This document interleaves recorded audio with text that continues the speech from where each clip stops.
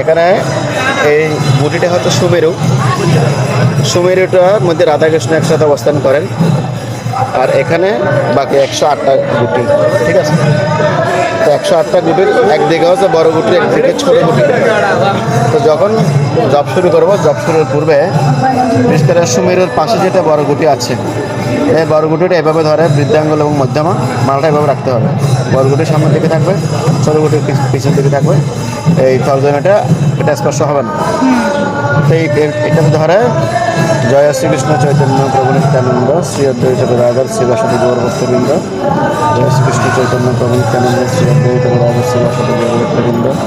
জয় শ্রীকৃষ্ণ চৈতন্য প্রভু নিত্যানন্দ শ্রী অদ্বৈত গদাধর শিবাসদী গৌরভক্তবৃন্দ। এরকম 3 বার বলতে হবে। ওই প্রথমটা ধরে না? হ্যাঁ, মানে প্রথম বর্গটি এটা পঞ্চদত্ত মন্ত্র। কেউ যদি এই পঞ্চদত্ত মন্ত্র না বলে তার জবটা কার্যকরী হবে। এখন 3 বার বললাম, এখান থেকে জব শুরু। হরে কৃষ্ণ কৃষ্ণ কৃষ্ণ হরে হরে, হরে রাম রাম রাম হরে হরে। তারপর আরেকটা হরে কৃষ্ণ কৃষ্ণ কৃষ্ণ হরে হরে, হরে রাম রাম রাম হরে হরে। হরে কৃষ্ণ কৃষ্ণ কৃষ্ণ হরে হরে, হরে রাম রাম রাম হরে হরে। এরকম প্রত্যেকটা গুটিতে ভালো করে এই হরে কৃষ্ণ মহামন্ত্র এটা জপ করতে হবে। আপনি জপ করতে করতে যখন এখানে আসবেন, এখানে 108 নম্বর গুটি হচ্ছে এটা ছোট গুটি। এখানে যখন আসবেন, এখানে হরে কৃষ্ণ মহামন্ত্র বলবেন, হরে কৃষ্ণ কৃষ্ণ হরে হরে, হরে রাম রাম রাম হরে হরে। জয় শ্রীকৃষ্ণ চৈতন্য প্রভু নিত্যানন্দ শ্রী অদ্বৈত গদাধর শিবাসদী গৌরভক্তবৃন্দ। 3 বার বলতে হবে, 2 বার বা 3 বার কমপক্ষে। এখন আমার 1 মালা জপ হয়ে গেল। এখন আপনি যদি চান, আপনি এরপরে আপনার সময় আছে, আপনি কন্টিনিউস করবেন, দ্বিতীয় মালা, তৃতীয় মালা, চতুর্থ মালা করবেন।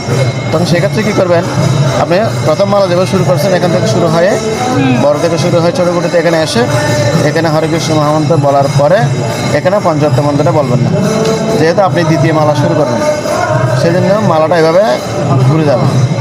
তখন দ্বিতীয় মালা ছোটো থেকে শুরু হবে। তো ঘুরানোর পরে পঞ্চদত্ত মন্ত্রটা এখানে বলতে হবে। পরের বার আছে ছোট। হ্যাঁ, দ্বিতীয় মালা ছোটো থেকে শুরু, তখন আপনি একসাথে পাবেন। জয় শ্রীকৃষ্ণ চৈতন্য প্রভু নিত্যানন্দ শ্রী অদ্বৈত গদাধর শিবাসদী গৌরভক্তবৃন্দ। জয় শ্রীকৃষ্ণ চৈতন্য প্রভু নিত্যানন্দ শ্রী অদ্বৈত গদাধর শিবাসদী গৌরভক্তবৃন্দ।